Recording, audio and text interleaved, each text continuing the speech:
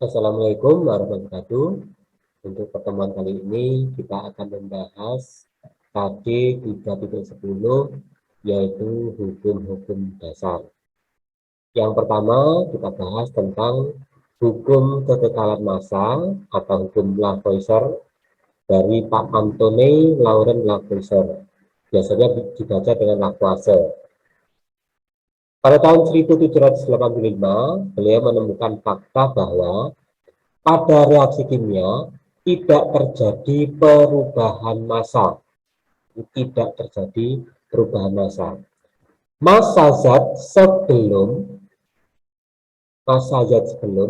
dan sesudah reaksi itu sama. Setelah beliau menimbang seperti dalam setiap eksperimennya menghasilkan massa yang selalu tetap. Nah, seringkali kan kita sering bertanya-tanya waktu kita makan kertas. Kemudian kita bakar kertas yang beratnya 10 gram. Ternyata setelah kita timbang abunya, tidak sampai 10 gram. Nah, ini penjelasannya bagaimana? Kita lihat berikutnya. Perhatikan tampilan berikut. Besi, kalau kita reaksikan dengan belerang, maka akan menjadi besi 2 sulfida, FeS. Perhatikan data-data hasil eksperimen berikut. Yang pertama, data pertama adalah besi 14 gram, kemudian massa belerangnya adalah 8 gram. Ini massa sebelum reaksi, jadi 14 dengan 8. Hasil reaksinya sesudah reaksi, massa besi 2 sulfida itu adalah 22 gram. Maka silakan perhatikan, sebelumnya 14 ditambah 8, 22, sesudahnya juga 22. Data kerja berikutnya, besinya 28 gram, belerangnya 16 gram. Kalau dijumlah 44, maka massa sudah reaksi juga 44.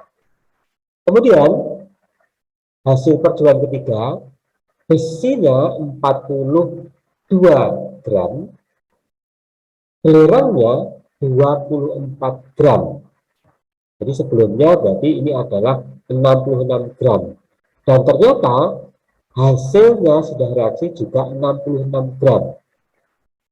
Kemudian data keempat, besinya 56 gram, belerangnya 32 gram. Kalau kita hitung sebelum bereaksi, ini adalah 88 gram. Maka kita lihat data hasil penelitiannya setelah reaksi, maka juga 88 gram. Nah, silakan diambil kesimpulan bagaimana nih? Apa yang dapat Anda simpulkan dari data percobaan tersebut? Apakah jumlah massa sebelum reaksi dan sesudah reaksi selalu sama?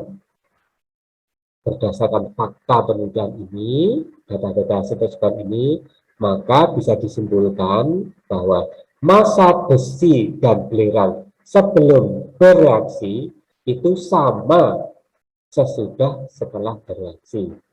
Nah, hasilnya sama. Kita lihat berikutnya. Data dari hasil reaksi gas hidrogen dengan gas oksigen membentuk uap air H2O. Sebelum reaksi, massa hidrogen adalah 1, massa oksigen adalah 8, kemudian sesudah reaksi hasilnya 9. Maka kita lihat 1 tambah 8, 9, hasilnya juga 9. Hasil percobaan kedua, hidrogennya 1,5 gram, oksigennya 12 gram, maka didapatkan hasil 13,5 gram. Data percobaan ketiga, massa hidrogen 2 gram, massa oksigen 18 gram. Sesudah reaksi, totalnya adalah 18 gram. Jadi ini oksigennya 16 gram ya. Hasil percobaan keempat, massa hidrogennya adalah 2,5 gram, kemudian massa oksigennya 20 gram, massa sesudah reaksi totalnya 22,5 gram. Ya, sama dengan pertanyaan sebelumnya, apa yang dapat Anda simpulkan dari data percobaan tersebut? Apakah jumlah massa Z sebelum dan sesudah reaksi sama? Ternyata dari data-data itu menunjukkan bahwa memang data sebelum reaksi itu ternyata sama dengan sesudah reaksi. Artinya hukum kekekalan massa berlaku di sini. Kita lihat contohnya tadi, seperti data tadi. Pada pembakaran kayu atau kertas atau pembakaran yang lain, mengapa massa abu yang dihasilkan lebih kecil dari semula? Nah, ini penjelasannya.